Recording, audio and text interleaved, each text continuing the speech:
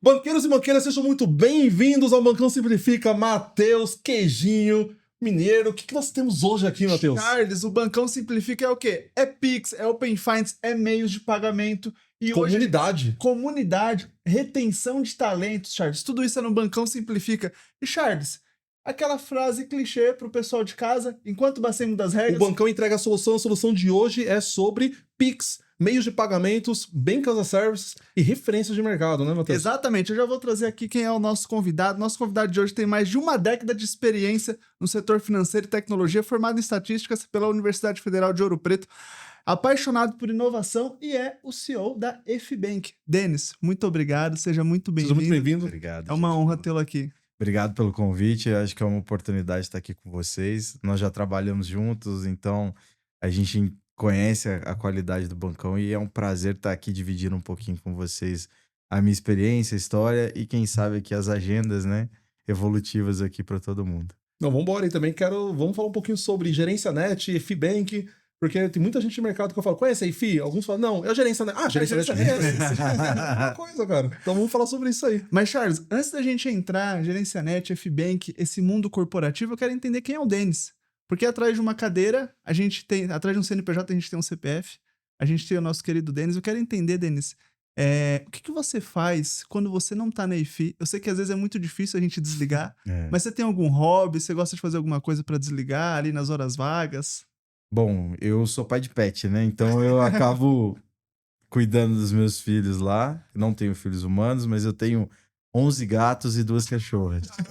Então o tempo ali para descansar a mente é cuidando deles ali junto.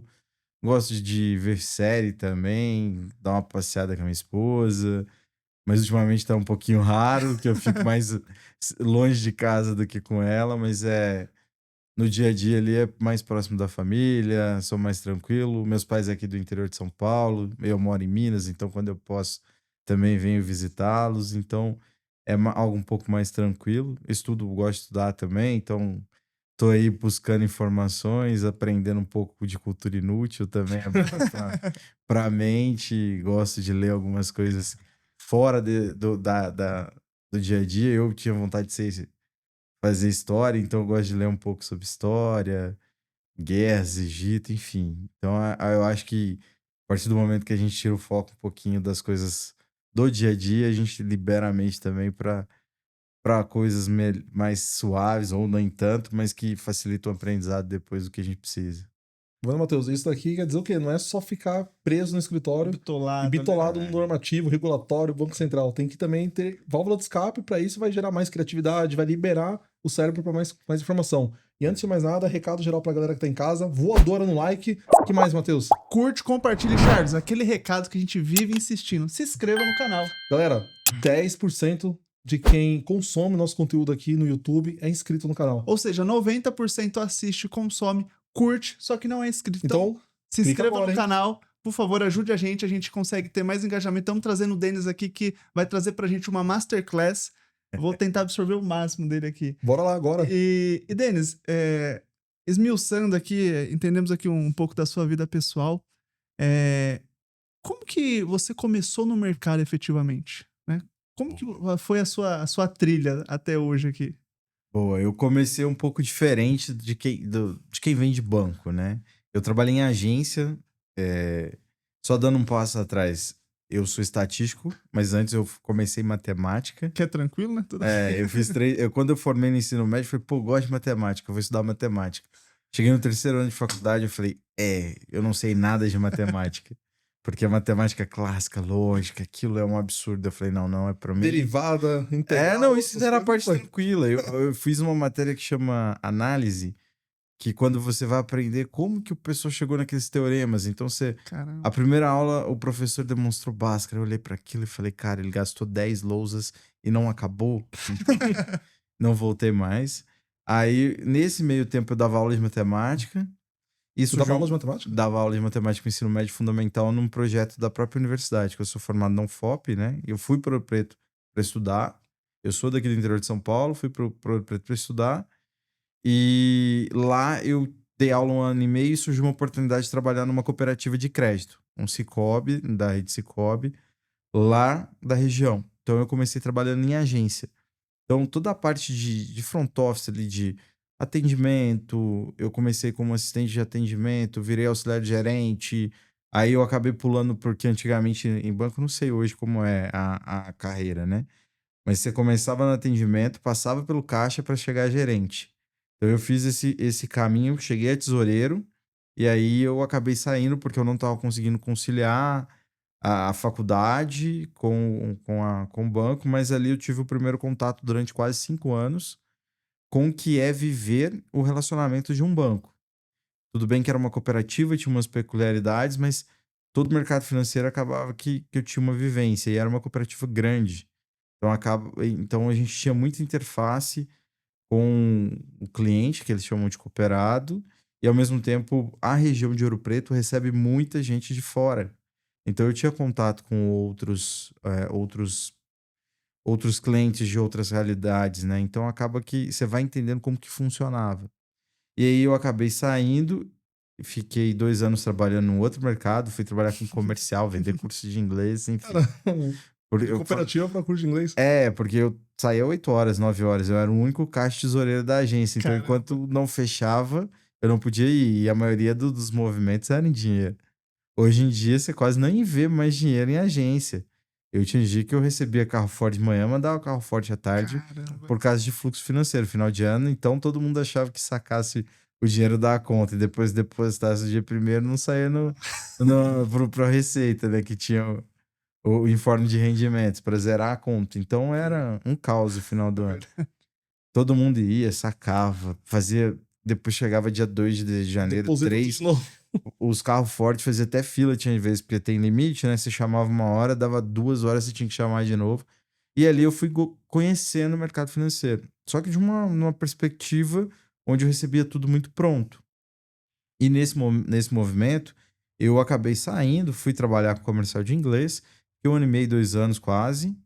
E a gerência NET, que é o EFI hoje, ela é de Ouro Preto, ela nasceu em Ouro Preto e ela continua em Ouro Preto. O fundador, ele é de lá, ele saiu para estudar e voltou. Ele brinca que a primeira investidora foi a mãe, então a casa da mãe foi a primeira sede da empresa.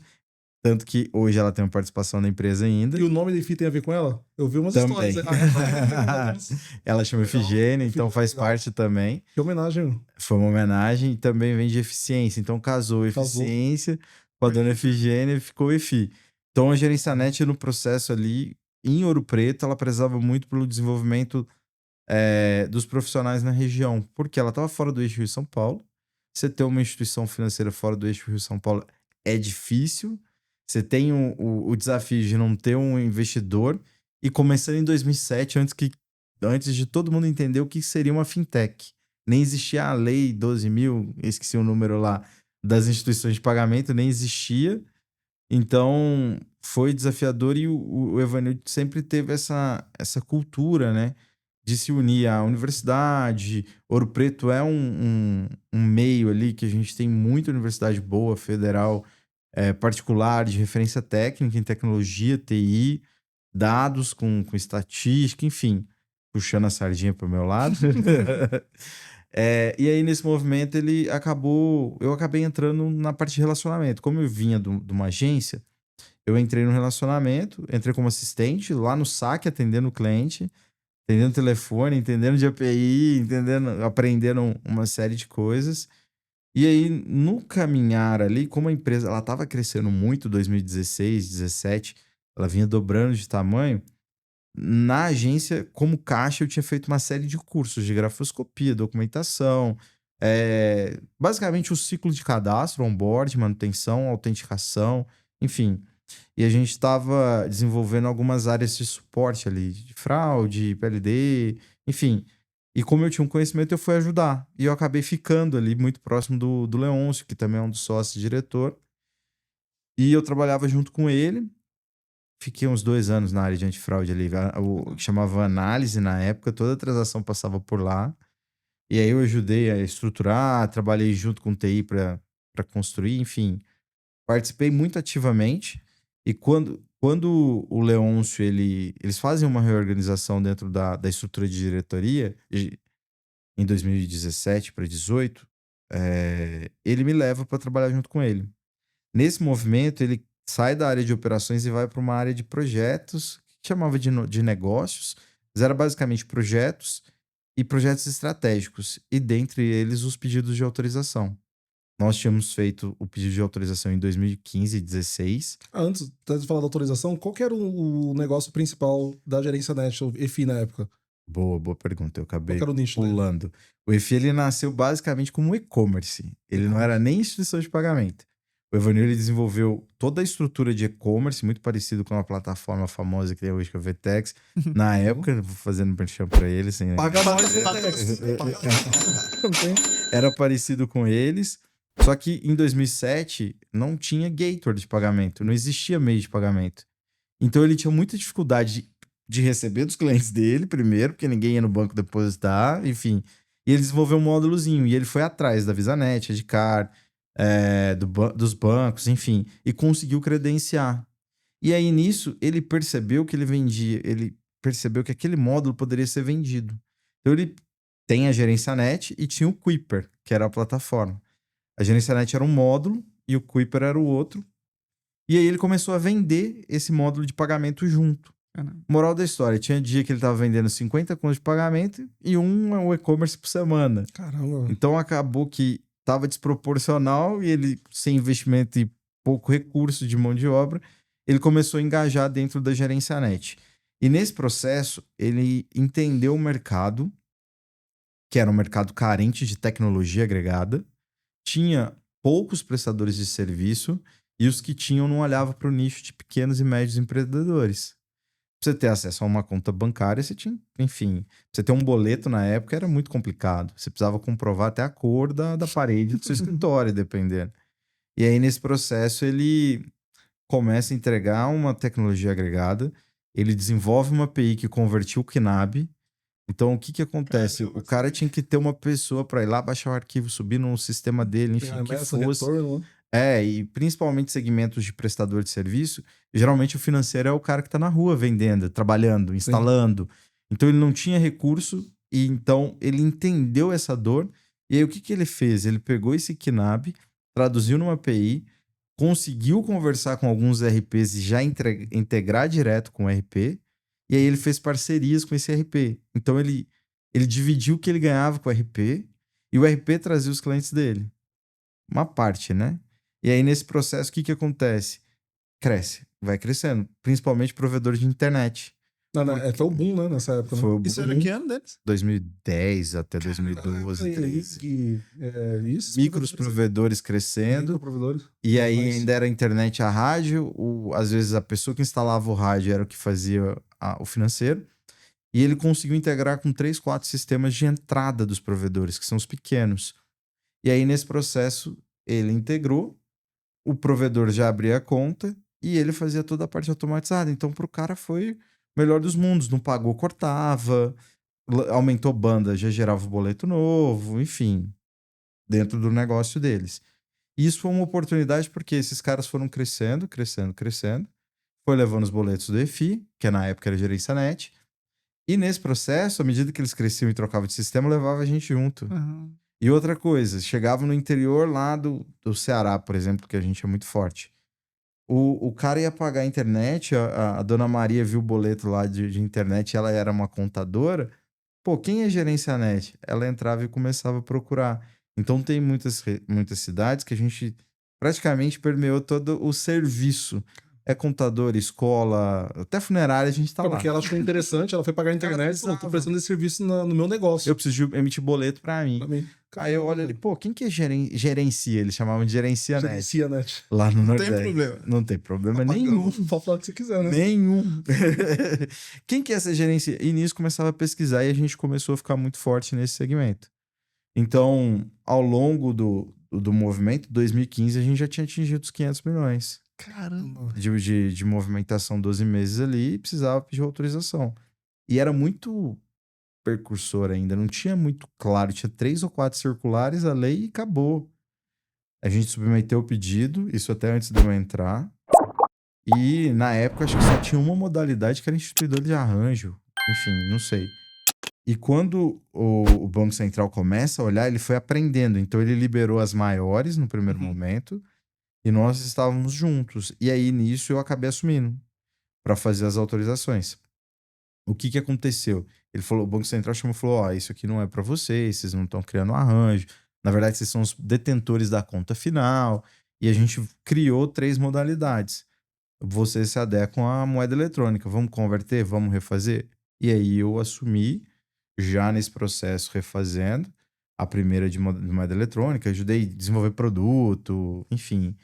Fazer uma parte também de relatório ali nessa área. Então eu comecei a conhecer muito do negócio.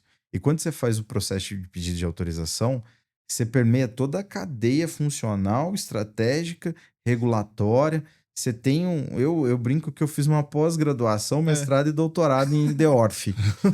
que eu estudava o DEORF e COSIF ali para entender, porque eu tinha que fazer as projeções, eu tinha que entender o que a gente precisaria ter de operacional para fazer isso. Vocês melhor do que eu sabem. Que plano agora contábil também. Vocês trabalham, vocês vivem isso no dia a dia, vocês têm ideia da complexidade e não tinha quase informação, não existia chat Hoje, GPT. com muita informação, a gente sofre.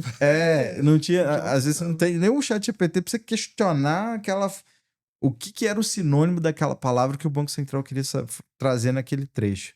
Então eu acabei atuando junto, aí saiu a IP como moeda eletrônica, a gente já entrou em seguida com pós-pago e credenciador, e junto com isso a gente começou uma SCD. Então abre-se um outro CNPJ. Porque lá em 2020, e isso foi 2018, 2019, lá nessa época, 2019, 2020, a gente já tinha a convicção que o pagamento ele ia se tornar um commodity. Porque hoje o pagamento... E você briga de preço. E começou com aquela briga de maquininha lá atrás. Todo mundo queria ter a maquininha, todo mundo queria a maquininha, mas no final a galera tava de olho no recebível. Só que aí vem a unificação lá das agendas e mata as maquininhas. 2020 foi foi a guerra das maquininhas, né? Que a gente chamou. Foi a guerra das maquininhas e eu acho que em 2020 caiu o Banco Central. Opa, vamos registrar isso de uma forma. Das registradoras. Isso, e que aí ninguém conseguia mais registrar nada porque tinha que tombar. Enfim, foi um caos aquilo, né? Então, nesse meio tempo, a gente é autorizado e a gente entende que é commodity e o EFI, Gerencianet na época, né, ainda, ela tinha um grande diferencial nos clientes. Por quê? Ela tinha tecnologia integrada, a maioria dos sistemas do nicho que a gente estava atendendo. A gente tinha preço competitivo. Porque o EFI foi um dos primeiros a começar a cobrar só pela liquidação do boleto. Antes você ia emitir. Antes você ia emitir, você pagava uma taxinha para emitir, para manter o boleto ativo mais de 30 dias. Você mudava um dado, você tinha que pagar. Você cancelava, você tinha que pagar. Então, às vezes, o cliente chegava, pô, eu tenho um boleto a R$1 em tal lugar. Só que na hora que ele ia somando as taxinhas dentro daquilo, dava R$5, R$6.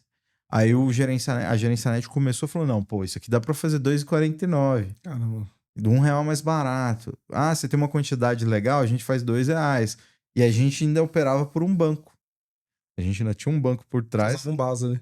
Na verdade, a gente usava uma conta bolsão. Conta bolsão. A gente começou porque era o que tinha na época. Todo mundo usava. Não existia base. Era o modelo, verdade. Né? Era o modelo, foi o modelo percussor, só que foi um modelo onde quem começou naquela época entendia a dinâmica e respeitou os limites. Ninguém usou aquilo como... Tinha responsabilidade. Porque qual que era a ideia? Pô, a gente está trabalhando num projeto de inovação. A gente está querendo competir com o banco.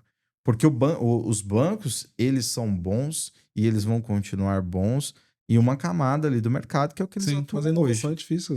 E você virar um Titanic é difícil. E a camada de inovação tá aqui, onde a gente tá com pequeno, médio, com os tickets médios menores que você precisa rentabilizar, você precisa trabalhar, dá trabalho. O banco não, ele tem o corporate que já responde para uma linha tal. Ele tem ali o R&B que responde para uma outra. Aí ele tem o varejo que já contribui.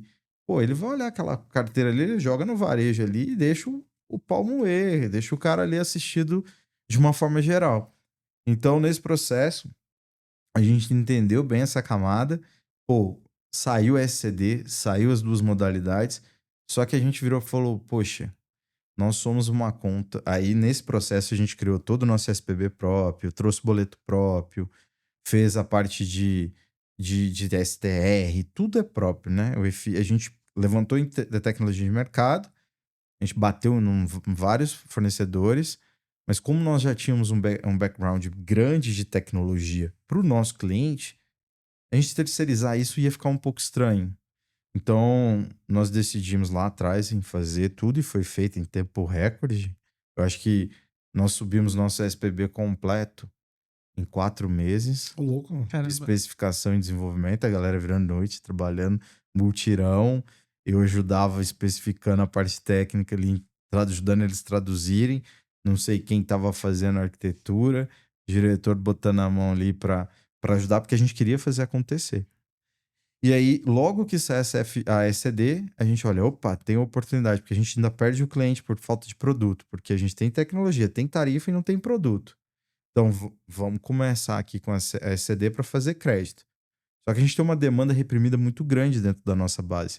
Hoje o nosso público, basicamente, em muitos casos, ele é fiel a gente. Então, hoje, por exemplo, dos emissores de boleto, eu tenho a principalidade de 66% da minha base. Caramba. E geralmente esse cliente ele está comigo há 10, 12, 15 anos. Ele não tem relacionamento de mercado, ele não tem crédito lá fora.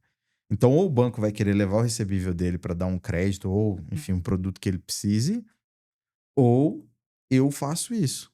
Então, a ECD vem com esse propósito. Só que eu tinha cliente que estava superavitário, tinha parado milhões e milhões de reais na conta, sem movimentar dinheiro de 10 anos acumulando, que isso é confiança. O cara confiava na gente, deixando... A gente tem provedor de internet que tem dinheiro lá há, sei lá, há uns 7, 8 anos parado sem rentabilizar. Caramba. Porque ele confia muito no nosso serviço. Ele faz o fluxo de caixa dele com a gente. Ou ele usa nós como a principal conta.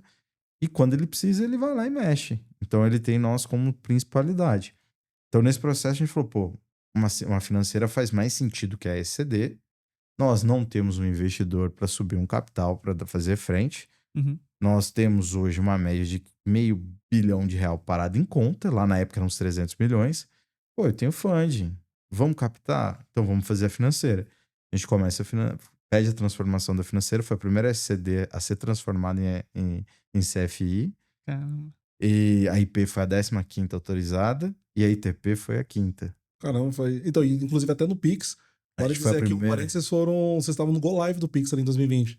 Lembrando assim, o pessoal que não souber um histórico aqui rapidinho, vale a pena, e a EFI fez parte disso.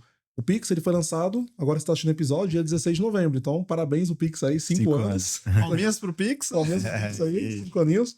E só que quando o Pix foi lançado, dia 16 de novembro, que era a data, o Go Live ali pro mercado, o Pix, na verdade, se você tem um caso que algumas pessoas me perguntaram o seguinte, Charles, como é que o Pix foi lançado dia 16 de novembro de 2020, sendo que tem chaves Pix cadastradas, por exemplo, dia 5 de outubro de 2020? É porque o Banco Central ele fez um movimento. Ele começou com o DICT primeiro, um mês antes. Então tem muitas chaves Pix. Eu mesmo tenho chave Pix cadastrada lá em outubro de 2020. Provavelmente eu também. Você também com certeza tem, porque eu sou a gente testou pra testar. A gente testou era teste. Funcionário. E cadastrou todos os funcionários. O SPI entrou só em novembro. Então foi 2 movimentos. Outubro daquele ano, 2020, foi o DICT. E novembro foi ali o SPI. Eu participei dos projetos nessa época e eu via também o time da EFI participando. Foi, no dia 16 a gente fez a primeira transação via API 6 horas da manhã. É isso. Testando. A nossa API no primeiro dia ela já fazia praticamente tudo que precisava ser feito. Registrava, baixava, fazia a transação, fazia portabilidade, estava tudo rodando dentro da nossa estrutura. Porque é um ensinamento do próprio Evanil. Se a gente faz bem o boleto, que a gente chegou anos depois do lançamento, por que a gente não transfere essa expertise pro Pix que estava começando? Exatamente. Ali? Então, foi um empenho. O Evanil investiu muito dinheiro nesse projeto. Ele parou muita gente. A gente congelou algumas coisas justamente para fazer esse movimento. E fizeram desenvolvimento dentro de casa, né? Tudo dentro de casa. Então, até hoje, toda a parte de SPI, SPB, a gestão, as APIs, hoje nós temos mais de 160 serviços em API, tudo é proprietário. Então, hoje, se você quiser fazer um Pix no EFI, você vai fazer instantâneo. Mas se você tem um negócio que demanda, sei lá, 2.000 Pix por segundo, você vai fazer do mesmo jeito. Porque a nossa estrutura, ela é dimensionada e isso, provavelmente, pelos testes de estresse, a gente faz até bem mais. É escalável. É muito escalável. Então, isso é o que a gente trabalha como default. Só que nós temos uma tecnologia que a gente consegue escalar. À medida que o cliente vai escalando, a gente escala junto. E não é proporcional à conta de cloud. Então, é muito bem dimensionado para manter um serviço de qualidade, seguro e principalmente de baixo custo, que é o propósito do Pix para o nosso cliente. Muita gente não sabe que o Pix ele pode ser cobrado com fins comerciais. Exatamente. Então, quando olha a nossa linha de DR, que tem um monte de receitas de Pix, o pessoal que não entende direito do ecossistema, como que vocês ganham dinheiro com Pix? A gente explica. O dinheiro aqui, na verdade, não é pelo Pix. É pela comodidade e pela toda a robustez de uma estrutura que permite você receber quando você precisa. Independente de CPF e PJ. Justamente. Então, se você quer fazer no aplicativo, você vai fazer, não vai ter custo nenhum, vai ser robusto, vai ser rápido, vai chegar do outro lado. Mas se você tem um negócio e quer integrar ele, você quer ter, por exemplo, eu quero vender no meu e-commerce e eu quero saber se o Charles chegou primeiro, ele recebe, se o Denis chegou em segundo, ele vai receber o outro produto, enfim. E se a gente comprar junto os milissegundos, vai diferenciar a gente na fila. A gente fez uma ação com uma montadora grande, que eles fizeram o lançamento do carro, a reserva era via Pix. A reserva era via Pix. R$1.500 você tinha que pagar, você reservava acho que os 1.000 primeiros carros. Então, a milissegundo vale ali, porque quantas pessoas estão pagando R$1.500 e qual a ordem, né? Isso, e aí a gente tinha que mandar dentro do tempo, eles mediram lá, acho que até 4 casas decimais, enfim. 4 casas pra desempatar. Pra desempatar, e era muito doido. E o muito doido que depois que a gente fazia o pagamento, eles tinham 57, 58 concessionárias. A gente ainda tinha que fazer o split de acordo com o CEP do cara. Pra concessionária mais próxima. Pra mais próxima, porque o carro ia ser faturado ali. Então, o dinheiro do sinal tinha que entrar ali. Caramba. E se não fosse o Pix, imagina. Como é que você ia fazer isso, cara? Como é que você faz? 40 minutos então, aí, pelo menos ali. Essa expertise da tecnologia, ela vem de muitos anos entendendo a dor de um boleto. Quando você fazia a compra no e-commerce por um boleto, você esperava 3, 4 dias para saber se você ia receber o produto. O Pix não. Na hora a gente já fala, pode entregar porque tá pago. E com segurança que o dinheiro caiu, entendeu? Então, nesse processo lá atrás, a gente trouxe o crédito e o investimento para cercar o cliente. Então, desde então, a gente vem trabalhando em inovação e fechando o portfólio de produto. Então, a gente fez um rebranding de Gerência Net para a EFI. O EFI, ele vem do nome da mãe do fundador de Efigênia e também de eficiência. Então, é o casal ali de uma estratégia por trás da marca. E que Gerência Net, o Evanil sempre teve uma pulguinha atrás da orelha se era o melhor nome. E foi o nome que ele fez na época, que ele pensou no quarto dele, no começo. E aí ele trouxe toda uma estrutura de consultoria, enfim, muito conhecida de branding, contratou 3, 4 para desafiar, enfim. Foi um projeto de longo prazo. E nesse processo, o Pix funcionando, o boleto crescendo, crédito começando. Eu acompanhei esse processo, entreguei as autorizações, e aí a gente precisava... Nós fomos a primeira inspeção online, porque eles iam ir para o Preto fazer a inspeção em nós, de pós-autorização, porque eles esperaram autorizar tudo para começar. Em março de 2020. Pandemia. E como é que a gente faz uma inspeção? Hoje em dia, acho que tudo é online, né? Inspeção pós-autorização. Nem sei se existe essa inspeção. Você entra lá no BC Correio, vai ter uma série de requisições lá. Mas eu não sei até que ponto eles conferem. A gente teve várias e várias rodadas de reunião. A gente teve que apresentar o modelo de negócio de novo. Pegar a justificativa fundamentada do business plan e mostrar como que ia acontecer, enfim. E aí, depois dessas reuniões, enfim, foram uns 3 meses trabalhando em cima disso com eles. Eles deram a súmula final e a gente tinha que implantar uma série de ações, porque nós éramos uma empresa com 100 funcionários operando 4, 5 bilhões de reais por ano já. Então, com 5 modalidades de autorização. Então, nós tínhamos um desafio de amadurecimento, realmente. E o Banco Central, ele traz esses guarda-reios, principalmente para o cliente. Então, essa estrutura que agora, né, a gente não sei como vai ser, mas já vem se mostrando uma evolução do ecossistema para trazer segurança para quem está na ponta. Então, ele sempre preocupou no sistema financeiro como um todo, mas principalmente no usuário do sistema. Então, ele trouxe essa robustez, essas necessidades, e eu fui trabalhar com planejamento estratégico para trazer isso permear toda a companhia. Só um ponto que eu queria trazer aqui, que você comentou sobre... Foi bem legal, referente ao plano de negócios, o business plan, né, que a gente fala, e a gente nota aqui no mercado Você trouxe um exemplo ali que é isso que o pessoal tem que escutar. É que quando vai fazer um plano de negócio, tem algumas IPs que eles montam um plano ali qualquer, entendeu? Coloca qualquer coisa ali no plano só para passar no Bacen na autorização. Aí você falou um ponto muito legal, que é o quê? O Bacen, ele fez essa validação, essa auditoria. Ele quis ver, cadê o plano que eu aprovei? Como é que você está executando ele na prática aí, né?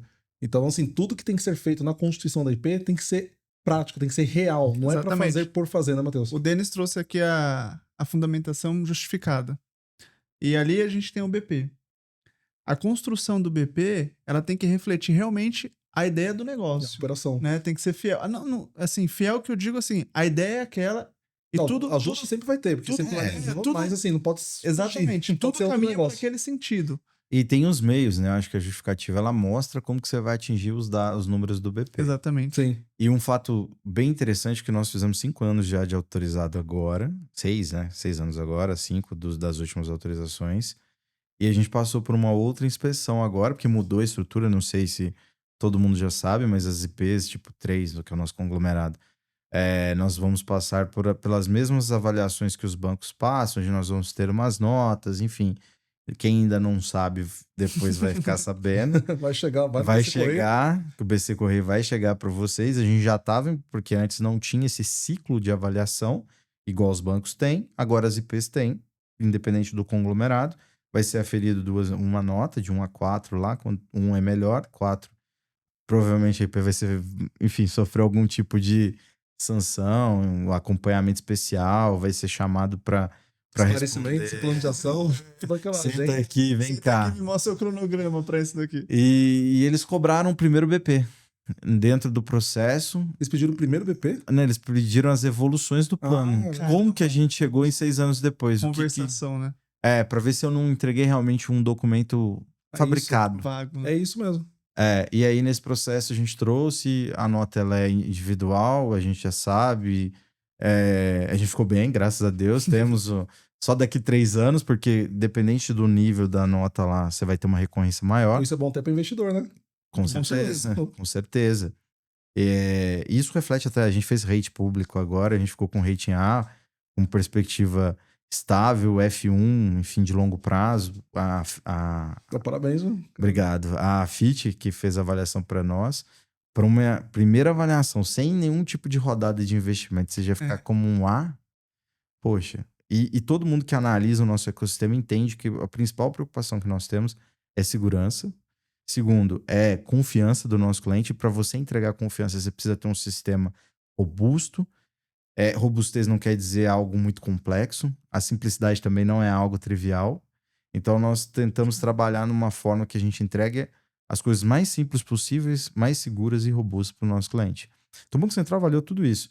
E nesse processo, voltando no BP, ele cobrou as ações que a gente trouxe no projeto. Enfim, ele trouxe uma linha do tempo para entender como que a gente estava. E aí, eis nisso, ele aferiu uma nota para a gente ótima, boa. Nós só vamos ter esse ciclo de avaliação começa de novo, a gente vai ter que manter essa nota durante 3 anos. Só que a gente só vai ser avaliado agora no final de 3 anos. Então, eles pegaram o que a gente tem de planejamento estratégico agora para os próximos 5 anos e daqui 3 anos eles... Não, daqui como é que tá o acompanhamento? Não está caminhando para eles vão acompanhando ao longo dos próximos 3 anos para a gente chegar ali. Então, nós criamos uma área de planejamento estratégico justamente para pegar esse BP, essa justificativa fundamentada, toda a estrutura de negócio que a gente... O organograma também, né? O organograma, o que a gente não tinha, que a gente apresentou plano para ter, aonde a gente queria chegar e desdobrando o planejamento estratégico. Então, eu ajudei nessa construção, ajudei na fundamentação da área. Foi fácil fazer? Não, nunca é fácil. Fazer o planejamento estratégico, você pensar na metodologia, como que você vai fazer, é fácil. A execução. Cara, você mostrar para as pessoas que aquilo vai facilitar o dia a dia delas é difícil. E principalmente, enxergar o futuro através daquilo é mais difícil ainda, porque a gente tem a cultura do imediatismo. Sim. Então, tudo que a gente constrói dentro de qualquer negócio, você precisa avaliar o que você quer agora, o que você quer daqui uns 3, 4 meses, 1 ano e 5 anos. O Banco Central pede 5 anos. Justamente para saber onde você vai estar em 5 anos. Então, isso é um exercício que você faz através do planejamento estratégico. E eu acho muito interessante, trazendo aqui a eficiência mesmo, né? O time da EFI, a gente ali nas agendas, a gente vê um comprometimento muito grande. uma senioridade ali de todo o time, independente da área, né? E aqui fica meu elogio para toda a equipe. Eu não vou citar nomes porque senão vai faltar alguém, vai faltar, com certeza. Francisco, um abraço aí. Um grande abraço. A Karen também, todo o time. Eu dou nomes aí.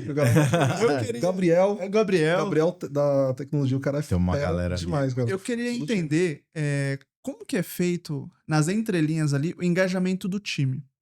Porque o que eu vejo as primeiras pessoas para quem a gente vai vender o projeto propriamente vai ter que ser o time. Porque se o time não estiver engajado, automaticamente ele fica muito mais difícil rodar alguma coisa. Sim. E ao longo desses anos, vocês foram pioneiros em muitas iniciativas.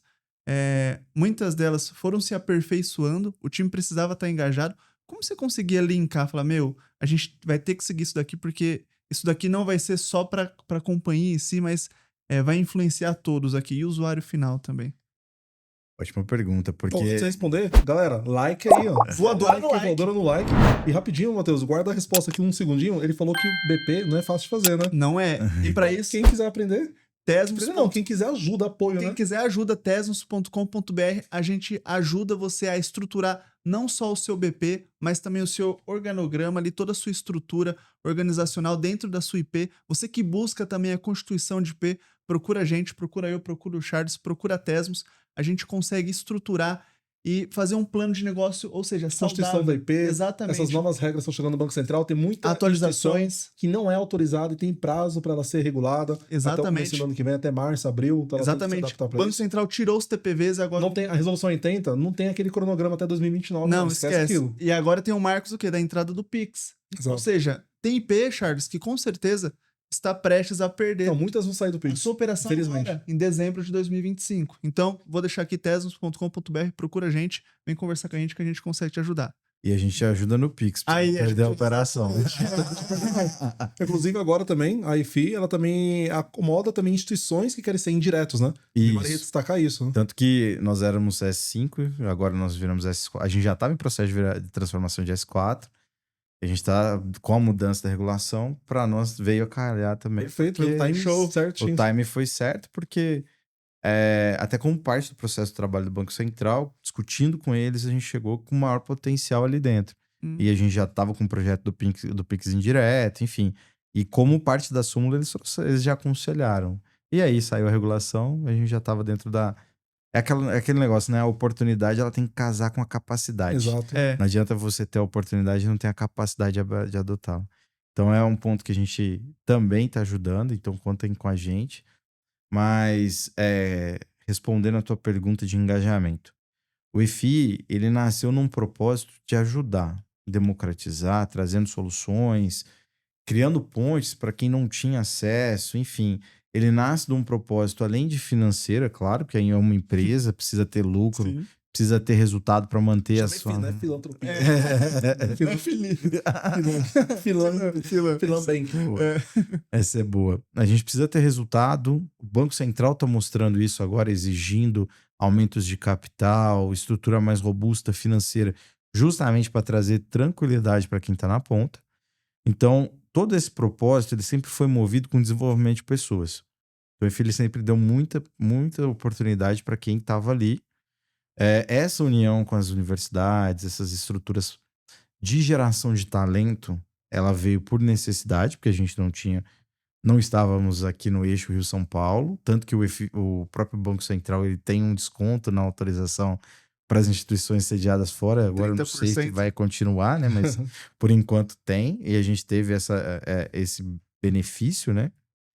E dentro desse processo, isso é levado para nós também, colaboradores, porque eu também sou colaborador, eu estou CEO, mas antes disso eu sou funcionário, eu tive minhas atribuições, meu contrato está paralisado, mas eu tenho uma paixão por aquilo que eu construí ao longo dos 9 anos, 10 anos praticamente, nessa filosofia de propósito, de entender como que o que o EFI está ali para fazer. Ele está para transformar a vida do cliente.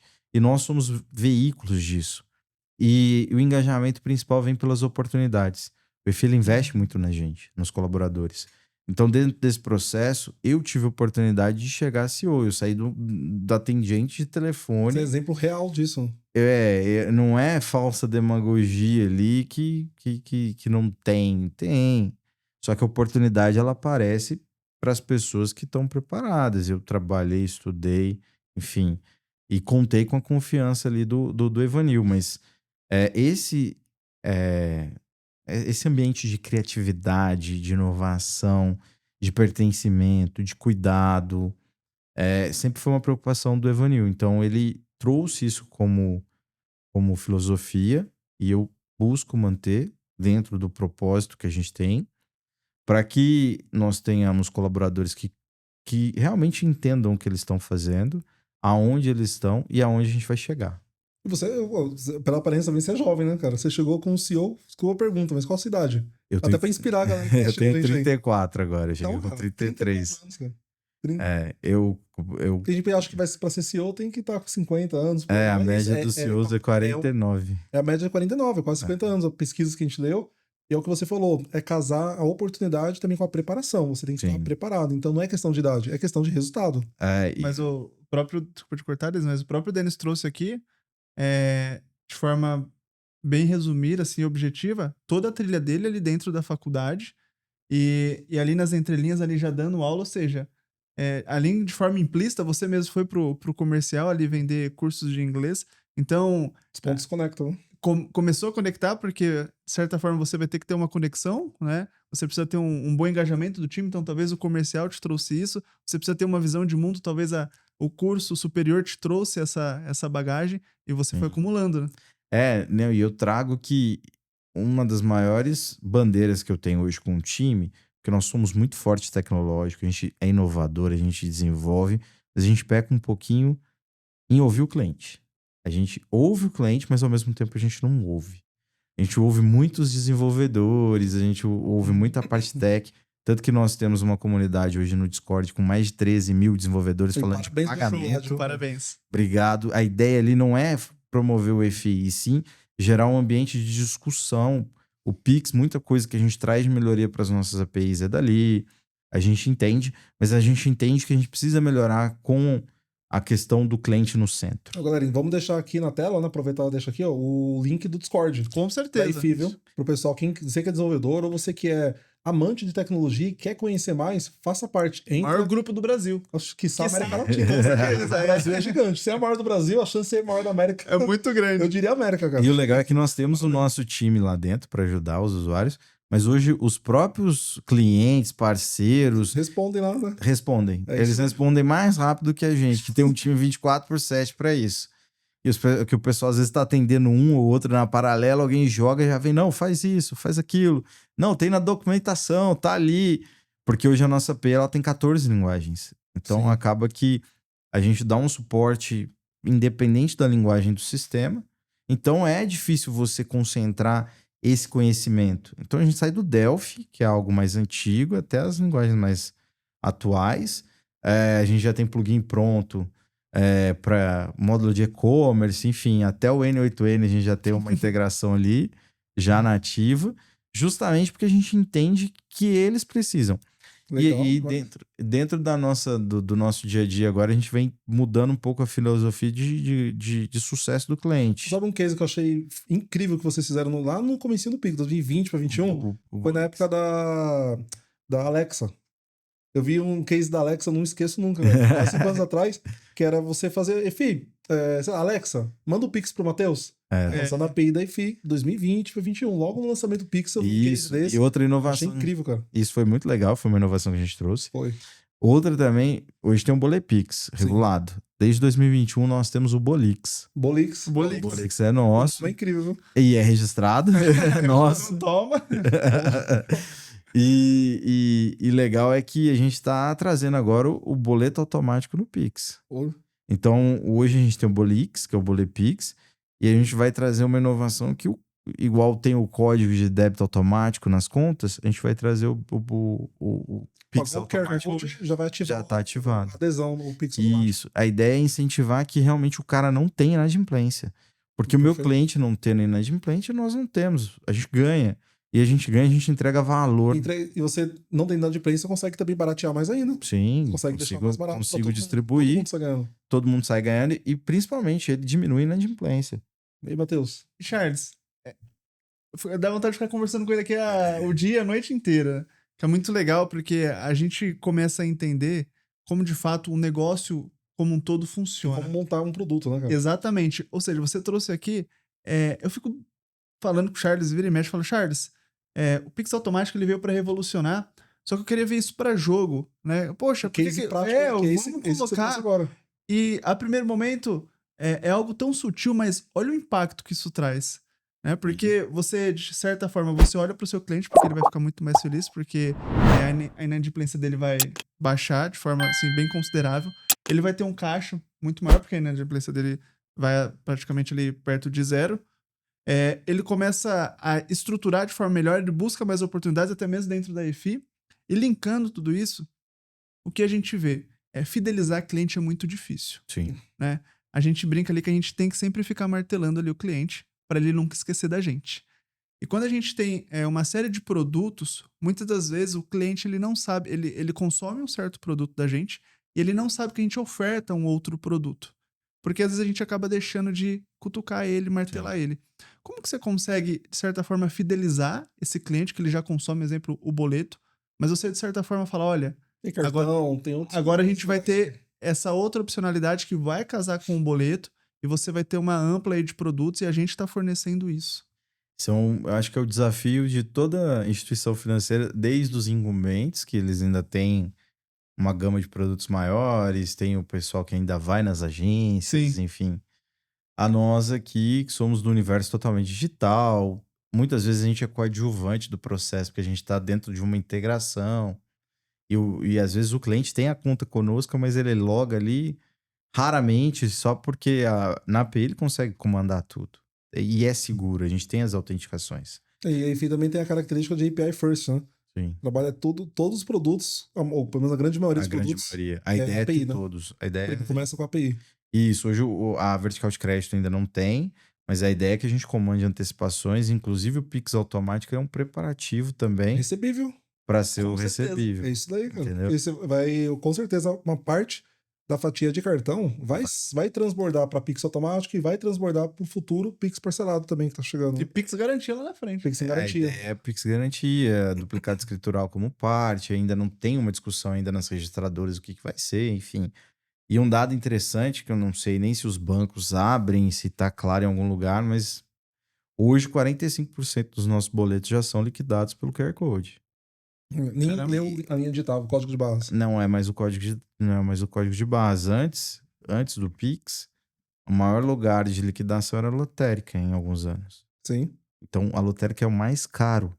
Seu boleto custa caro porque uma instituição financeira, não sei se vocês sabem, ela paga pelo uso da lotérica R$1,82. Sim, só para fazer o convênio, né? Só para liquidar o boleto.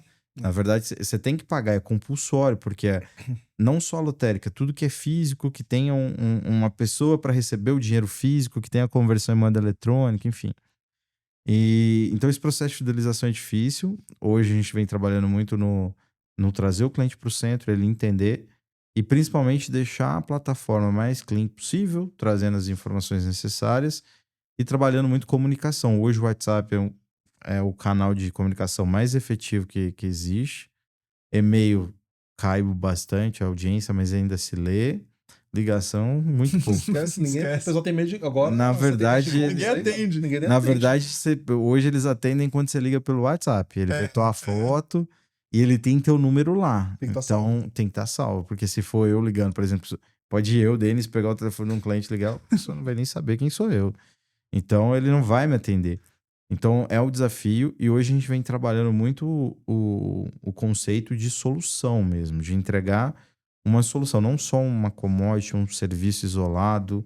Nós estamos trabalhando, porque hoje o EFI tem as APIs, mas ao mesmo tempo, se é um cliente pequeno que está começando um negócio, white label, né? Além do white label, nós também temos a plataforma, né? Então, hoje a gente atende vários canais, seja no web, seja via API, o white label a gente está desenvolvendo, seja via aplicativo iOS, Android, enfim...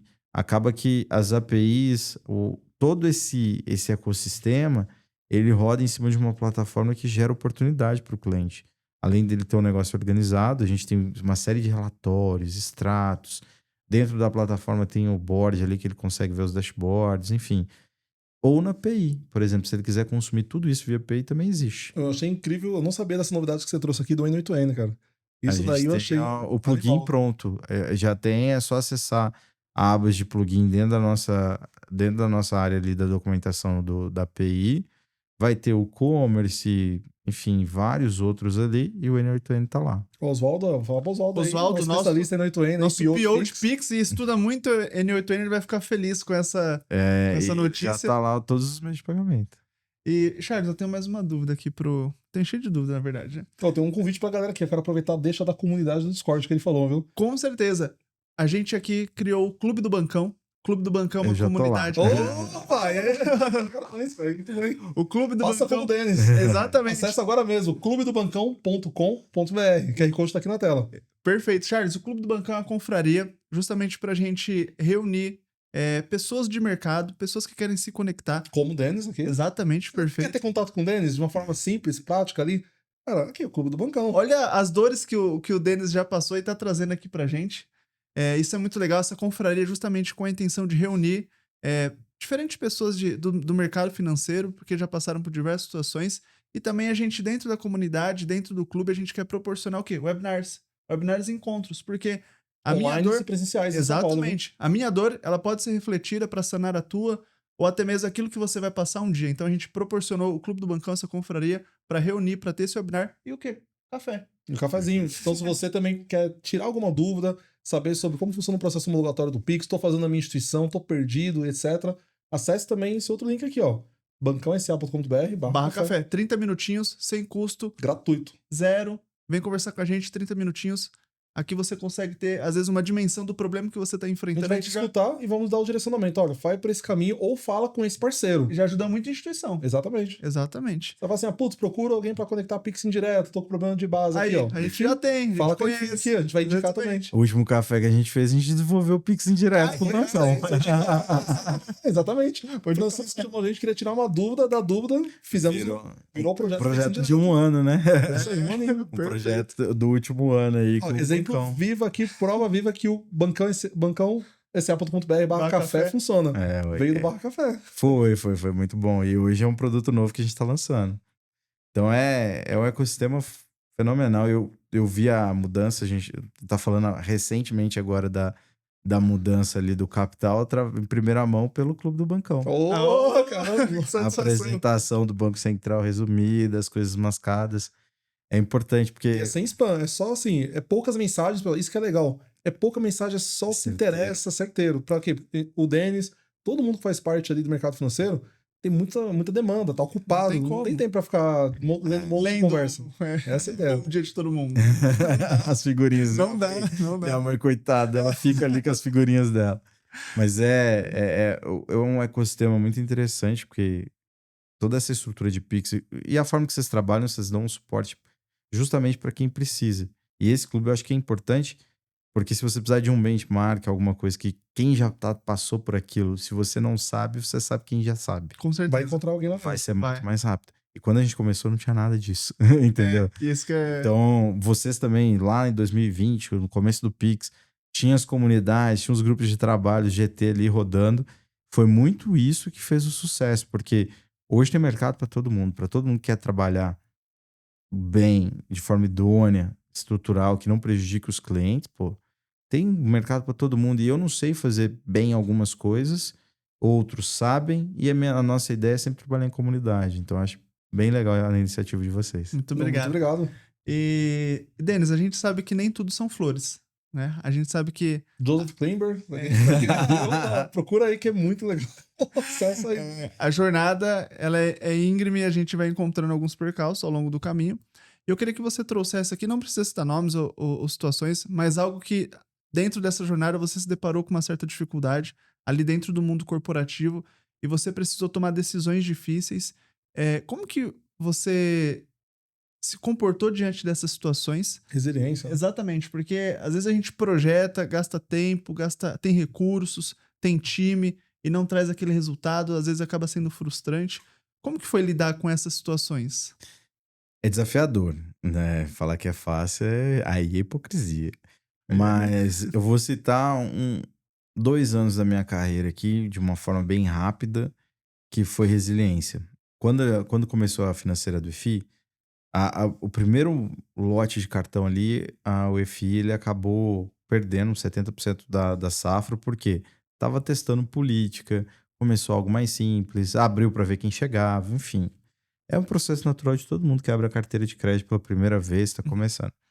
Eu saí do planejamento estratégico e acabei assumindo essa vertical. Eu acabei assumindo essa vertical da financeira. E dentro da financeira, eu tinha um objetivo ali de reverter, de reestruturar e criar uma estrutura. Então, nesse processo, quando a gente assume, eu olhei aquilo e falei, por onde eu vou? Entendeu? Vamos começar por aqui. Tinha uma pessoa lá. Caramba. E entender como que a gente vai reverter 20 milhões de perda em 6 meses. Enfim. Então, a gente começou a trabalhar, testou modelo, liberava, não dava certo, passava 2 meses, a safra explodia, ia atrás de um parceiro para tentar uma sessão, não conseguia, queria testar dado, a gente não era tão conhecido em crédito nos birôs, a gente não conseguia fazer os backtests. Uma corrida contra o tempo ali acabou ficando. Justamente porque a gente precisava enriquecer aquilo e não conseguia. E o que sempre me pautou foi entender o processo e, principalmente, trabalhar com pessoas boas, pessoas engajadas, pessoas que saibam o que estão fazendo. Então, sempre eu conversava com o time e falava, o que vocês achou melhor? Eu botei a mão na massa ali também, como estatístico, ajudando eles a validarem. Vamos fazer um simples bem feito primeiro, paga muita conta. Vamos fazer... O foco também, né? O foco. E aí, nesse processo, 1 ano e pouco, esse ano agora, em julho, a gente teve o break-even da nossa financeira. Parabéns. Obrigado. É fácil. Foi fácil, não. A gente saiu de 2, 3 milhões de prejuízo por mês para break-even 1 ano e meio depois ali, 2 anos praticamente. E sempre estudando, entendendo o cenário, recorrendo a quem sabe, correndo atrás. Você vai ter muita porta fechada no mercado financeiro, porque eles não conhecem. Pô, o EFI ele é muito conhecido no meio de pagamento. Aí você bate num birô tradicional de crédito e fala, ô, eu sou EFI. Você tem um contratinho lá pequenininho só para validar dado cadastral. Você fala, não, me dá acesso à sua base de dados de crédito, eu tô modelando. Ih, te dou, mas vou marcar uma reunião, esquece do C. Aí você tem que ir em feira atrás dos caras. Enfim, hoje é muito fácil. Pego o telefone e faço backtest amanhã.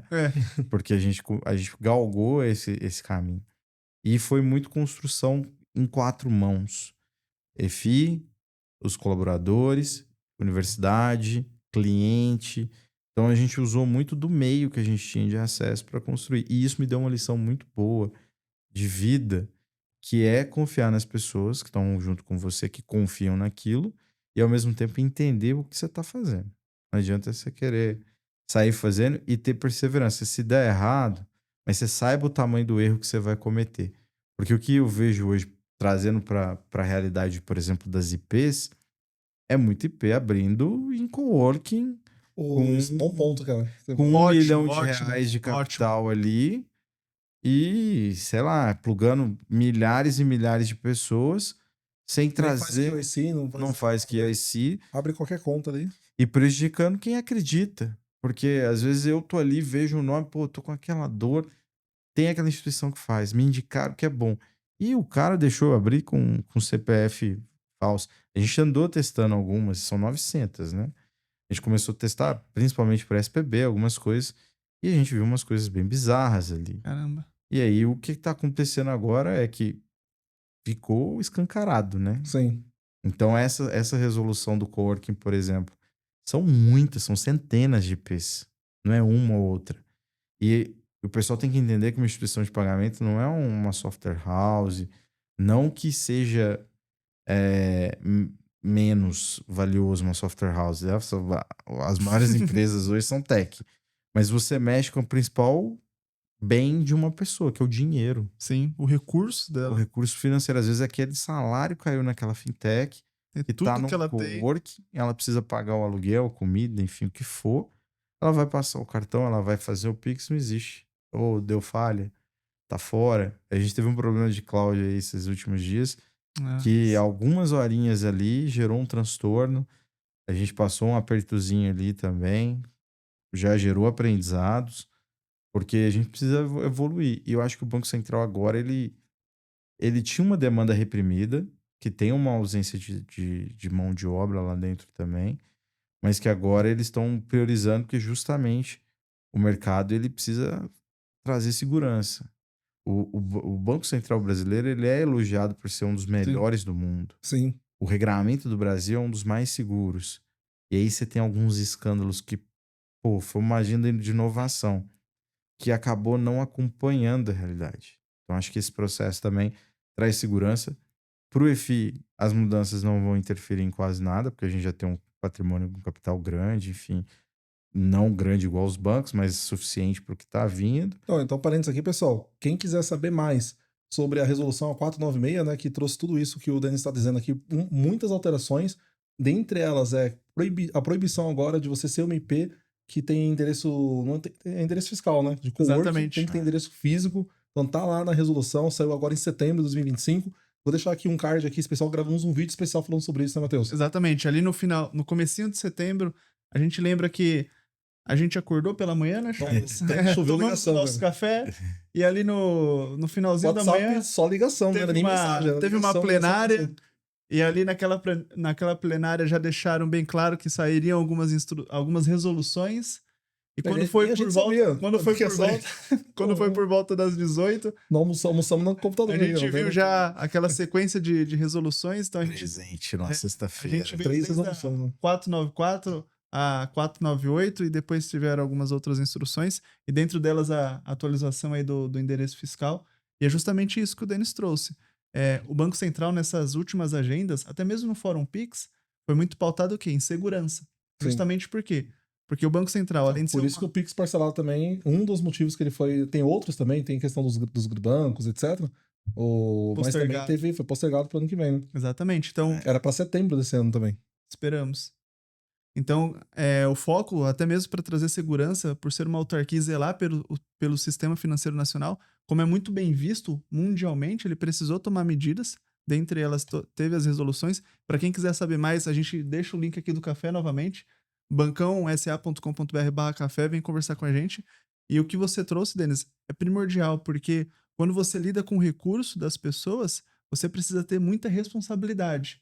Então, o Banco Central veio pautando nisso e a EFI está de parabéns com relação a isso, né? E aqui eu ressalto novamente, a responsabilidade do time começa pelo time, porque o time é responsável pela segurança daquele bem que aqueles clientes depositam em vocês.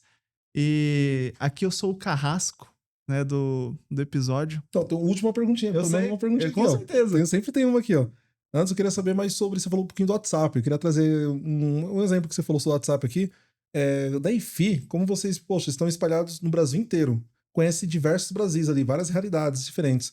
Como que vocês, na experiência, na história da EFI, toda a bagagem que você tem, como que você vê que a EFI, ela viu como o mercado cresceu, como que o mercado pode, como a EFI também colabora com a popularização do uso da digitalização do dinheiro, de trazer, tem muitas pessoas, né? Além da inovação, mas tem muita gente que não tinha conta aberta até antes do Pix, guardava dinheiro embaixo do colchão, literalmente, só trabalhava com dinheiro em espécie. Como que vocês viram essa transformação e como que a EFI tem algum case, alguma região particular que vocês perceberam um comportamento que a EFI fez a diferença ali? Ouviu outros colegas também de mercado que vocês ouviram? É interessante porque hoje, acho que olhei mais cedo, são 170 milhões de chaves cadastradas, né, no DIGIT. Tem mais, né, Matheus? 190, né? Por aí. É por aí, é isso mesmo. 190 milhões. E muita desigualdade, né? E você para pensar que acho que só disso, só 20 milhões são de empresas, né? Isso, exatamente. O varejo ainda tem muito mesmo. pra alavancar. A gente olhou isso hoje. É muita gente que ainda tem oportunidade ali de entender os benefícios, por exemplo, do Pix. Perfeito. Mas o EFI, ele sentiu lá atrás com os boletos, principalmente na região Nordeste. Hoje o EFI, tirando o Sudeste, São Paulo e Minas, o Nordeste disparado é onde a gente tem maior presença, Bahia, Ceará, Pernambuco, enfim. É até injusto eu ficar citando alguns aqui, porque a gente está presente em todos os estados, mais de 3 mil municípios. E não é basicamente, mas o básico bem feito a gente faz. Que é manter o cliente informado, dar segurança. A gente tenta falar muito com o nosso cliente, mostrar para ele o que está acontecendo, transparência. A gente investiu num CRM bom de mercado para trazer as informações concentradas. Hoje nós temos uma carteira de gerentes, né? A gente tem alguns executivos que cuidam das carteiras de cliente. A gente clusterizou essas carteiras para que o gerente consiga conhecer a carteira dele, dar suporte. E principalmente a gente gera muito conteúdo também. Nós temos um blog desde 2008, 2009, que a gente vai sempre trazendo informação, disseminando, e a gente faz um trabalho de levar isso de uma forma imparcial. O canal do YouTube de vocês também é incrível, viu? Eu aprendo muita coisa lá. Obrigado, cara. Sempre aprendi, sempre é minha fonte de consulta. O nosso time de marketing. O portal de APIs também é muito bem escrito, o time de consultoria tá de parabéns ali. Isso, e eu ia trazer isso, porque o time de consultoria nossa hoje, ele presta um serviço ali, às vezes, muito além do que a gente tá podendo fazer. Eles põem a mão na massa e faz script que não tem nada a ver para ajudar Teoricamente, eles nem precisavam se preocupar com isso, né? Mas é porque você tá preocupado com o cliente. Com o negócio dele. Às vezes a gente tá integrando lá, pô, tem um probleminha aqui, cara, ó. Não, jogou lá, às vezes no Discord, uma dúvida, a gente chama, pô, mas você tá precisando de uma ajuda aí? E o pessoal entra, faz vídeo, enfim, se precisar vai até no lugar para ajudar, justamente porque essa questão do propósito por trás e principalmente mostrar para o cliente que a gente não quer só vender algo para ele, quer realmente entregar uma solução, fazer parte ali do dia a dia dele, principalmente ser coadjuvante ali na jornada, porque como nós atendemos muitos pequenos e médios empreendedores, o objetivo dele conosco é receber. Sim. Então ele tem um fluxo financeiro dele conosco. O fluxo de caixa dele está com a gente. Então, às vezes, muitos desses clientes, o único recurso que ele tem no dia a dia está conosco. Então, se a gente não conseguir ajudá-lo a fazer aquilo de uma forma fluida, gerar atrito, eu já perdi o propósito dentro da cadeia. Então, hoje, a gente trabalha muito para ser transparente. Independente se é a plataforma, se é o cliente final, eu acho que é essa hiperpersonalização. Ainda temos muito a avançar. Eu acho que quem vai ter o cliente é realmente quem entender a dor dele e ninguém vai entender todo mundo.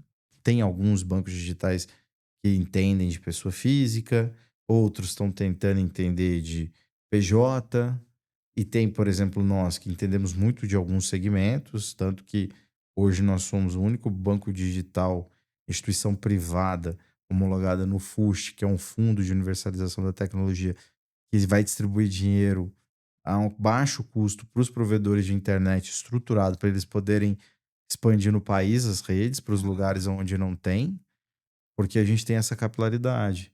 Então, isso a gente faz muito bem. Então, esse processo de mostrar para o cliente, falar com ele, entender, eu vejo que é o sucesso ali da manutenção da carteira. Uau. Caramba, agora esse do fundo aí me pegou, hein? E tá para sair agora o regulamento. O BID mandou $500 milhões no ano passado, vai chegar agora. E a gente está discutindo com eles, porque tem alguns bancos de fomento, uma cooperativa e o próprio BNDES. O BNDES consegue fazer projeto grande. Ele não tem mão para fazer. Esses bancos de fomento vão atender de forma regional. E nenhum é do Nordeste. Olha, cara. Entendeu? Caramba. E a cooperativa também é do Sul. Então, tem um déficit, porque existem alguns programas, por exemplo, que o primeiro programa é para escola, o outro é de infraestrutura, e o terceiro é para levar a internet para cidades que têm até 30 mil habitantes e não tem uma internet de qualidade. Olha o tanto de pagamento que vai gerar nesse lugar. Entendeu? Caramba. Isso pelo dinheiro de um fundo. E o FUSH, ele é do começo dos anos 2000. E 1% da internet que a gente paga aqui em São Paulo, em Minas, enfim, que é regulado pela Anatel, vai para esse fundo. Isso é ouro, Matheus. Isso é ouro. Entendeu? E isso gera pagamento, isso gera um ecossistema vivo, gera internet, gera inclusão. Cara, isso é um propósito, entendeu? Não é porque a gente vai fazer isso porque a gente quer, não, porque tem um propósito, tem demanda e tem tecnologia. A gente vai conseguir ajudar muito. Isso vai além de uma visão de segundo nível, Charles. É de terceiro, quarto nível, né? Porque você tem um braço de inclusão, você tem um braço, obviamente, ali de negócio, mas você consegue enxergar um ecossistema que muitas das vezes ele acaba sendo ignorado, né? E através de todo o arranjo, você consegue chegar naquele ponto. Igual a importância de você estar atento aos canais, né? Às notícias. Não, perfeito. Acho que vale a pena até compartilhar um case que a gente sempre faz questão de divulgar isso para o máximo de pessoas que a gente pode, que é a Câmara dos Deputados, né, Matheus? Exatamente. O que a gente faz aqui também é um trabalho muito legal, que é justamente o quê? Acompanhar na Câmara dos Deputados, ali mesmo no Congresso, nas duas casas, justamente entender o que eles estão pensando, porque muitas das vezes, quando é editada uma lei, ela já dá algum feedback não, mas já dá uma, de certa forma, sinal ali. uma ordem ali pro Banco Central, por ser uma autarquia, ele vai trazer ali as resoluções, só quando já chega no Banco Central já tá pronta. E você poderia ter já se antecipado, tido uma ideia 10 meses antes. Ou seja, já tá na casa, ou seja, vai voltar, já começa a olhar. Não, e eu, por exemplo, tá aberta uma consulta pública ali para o fator de riscos socioambientais, Também. ESG, por exemplo. Mas quando chega já na consulta, já tá moldada a relação. Já tá. Você Não é aí que você tem que começar a estudar. você consegue ajudar ali muito pouco. O GT do Pix, ele tava nesse passo atrás, mas o Banco Central esperava. Mas esse trabalho que vocês estão fazendo, ele é formidável porque vocês estão antes disso. Então, quando a gente pensa, vai ser uma lei para regularizar um setor específico. Está sendo discutido nesse âmbito que vocês estão trazendo. Eu vou trazer um exemplo aqui, é o Pix Pensão. Pix Pensão. Assim, pouco se fala disso. Pouco se fala, mas ele fica ali, rodando na Câmara, Imagina salvo me engano. Quantas pensões vão poder fazer de pagamentos ali, cara. Que mercado. O Brasil inteiro tem pensão para pra ficar atento, porque a gente não sabe como que vai funcionar em termos práticos quando for pro Banco Central. Né? Porque tem uma série de nuances ali. Exatamente. Como que vai funcionar? Então a gente consegue se antecipar lá na ponta. Opa, saiu. Já tá prestes a sair. Como que eles estão editando? Vai funcionar dessa forma.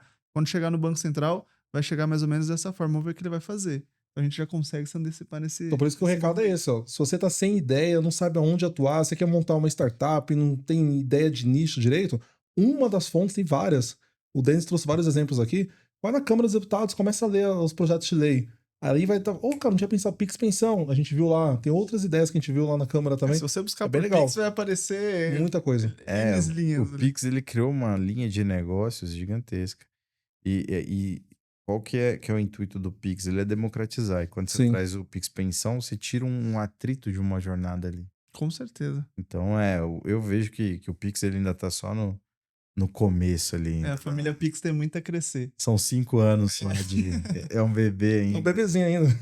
É um bebê, o tamanho do bebezinho. É um bebê que já dá muita atração pro país. Bebê dinossauro, né? Já passou as bandeiras, não passou? Acho que tá pra passar. Muito próximo de passar. Quando chegar o Pix parcelado, acho que aí vai tirar bastante ali a receita. E se as instituições entenderem o propósito daquilo, né? Porque é um cheque especial, Exatamente. É um rotativo. Se você diminuir o custo um pouco ali, claro que tem que precificar o risco, né? Mas se você tirar um pouco daquele custo do arranjo, vai ser um sucesso. O próprio débito, a gente falou do Pix automático, tem a questão também do próprio Open Finance, né? Você usando as transferências inteligentes do Open Finance. Poxa, eu vou fazer, você falou rápido lá no comecinho aqui sobre Pix automático. De repente você vai ver, poxa, na EFI, o cliente está lá conectado e ele não tem saldo para pagar aquele dinheiro, você já identificou pela tecnologia e ele já deu permissão, consentimento do Open Finance, da transferência inteligente, para você pegar o dinheiro de uma outra conta de algum outro banco, você vai lá, consulta, opa, ele tem aqui dinheiro no outro banco laranjinha. Pega lá o dinheiro, traz para cá, paga aquele boleto, aquela prestação de conta da autorização do Pix que ele deixou ali, do Pix automático, e você não tem que ficar depois cobrando, fazer a regra de cobrança. Então é um Lego, né? O Pix e mais o Open Finance sendo bem utilizado, dá para fazer muita coisa. Um exemplo muito desse legal que quase ninguém conhece, acho que tem 13 ou 14 instituições que tem, que é o Pix por biometria. Pix por biometria. O EFI exatamente. Imagina a jornada, você não precisa copiar, colar, você não precisa direcionar. Nossa. Você leu, provou o pagamento, acabou. E acabou, Open Finance. Você puxa ele pelo automático. Imagina a hora que isso estiver no automático. Você vai cadastrar, você não vai precisar digitar nada, você só vai acessar, pagar, fazer a biometria e tchau. É igual um cartão que você tem hoje nas wallets. Muito prático, muito rápido. É prático, então o Pix ele tá gerando outras oportunidades. E aqui, eu sou o Carrasco, né? Então, não tem jeito. Retornando, eu sou o Carrasco, não tem jeito. Se deixasse, a gente ia ficar conversando aqui o dia inteiro, manhã, tarde, noite. E, Denis, antes da gente encerrar, eu quero que você traga pra gente aqui uma reflexão para aquelas pessoas que buscam galgar, não ser CEOs, mas que Quem eles... sabe, né? Quem sabe. Quem sabe também. O céu é o limite, cara. Mas muitas das vezes a pessoa, ela começa a enxergar oportunidades, e o que ela precisa, além dela precisar estar preparada para abraçar essas oportunidades dentro de uma instituição, o porte que ela precisa ter, ou seja, o comportamento dela. A gente brinca não, a gente fala que muitas das vezes você precisa fazer um pouco mais daquilo que você é demandado. Partindo dessa premissa, compartilha com a gente esse recado final para aqueles que buscam ser CEOs também. Eu acho que a oportunidade, ela aparece, então as pessoas têm que estar preparadas, então é importante estudar. Eu fiz dezenas de cursos de especialização de COSIF, usei muito das associações, eu fiz fundos de investimento, FP&A, enfim, eu aprofundei muito. 34 anos, hein? Em áreas que não tinha aparentemente não tinha nada a ver com a minha atividade, principalmente para entender onde eu estava. Então, quando você traz essa questão de fazer a mais não é só trabalhar dentro do seu nicho. O ponto que eu sempre busquei, me preocupei em trazer é poder ter que ter um problema. Preciso levar. Eu gastava 30 minutos, 1 hora a mais para tentar entender qual era a origem e quais seriam as possíveis soluções. Eu já não fazia tudo de uma vez, porque eu também não sabia se ia ser até aprovado aquilo, enfim. Mas eu já trazia um norte para a gente sair daquele momento com já o to-do, o que eu preciso fazer.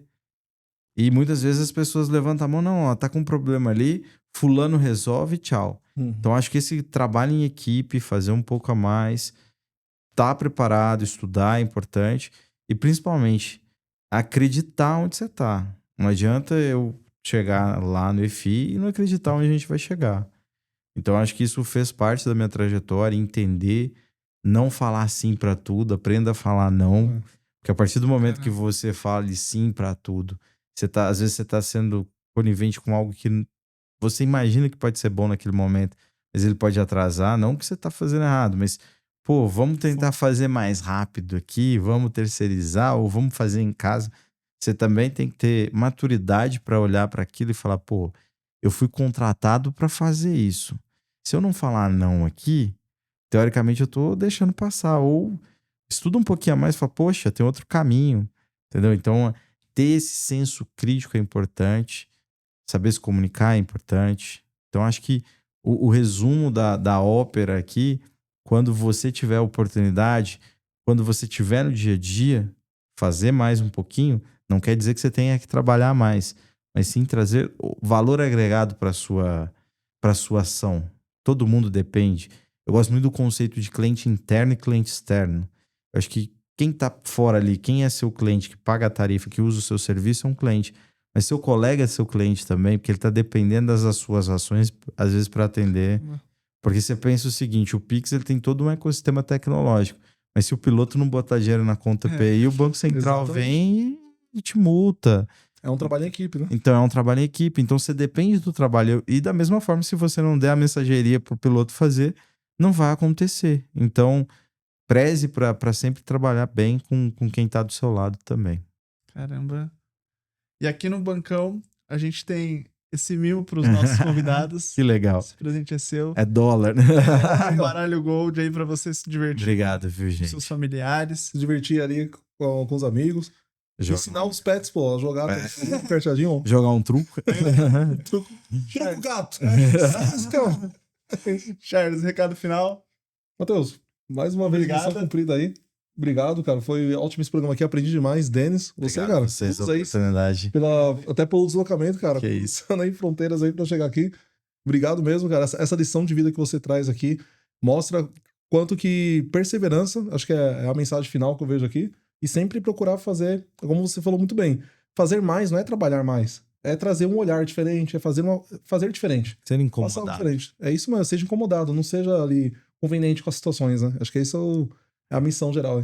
É isso mesmo. Denis, muito obrigado. Obrigado a você. Espero que você tenha gostado. Saí muito satisfeito desse episódio, aprendi muito. Charles, mais uma vez, é um prazer estar aqui dividir essa Denis, bancada com você. Se quiser mandar mensagem aí, mandar um abraço. Eu agradeço a todo mundo aí. Obrigado aí pela oportunidade de vocês dois.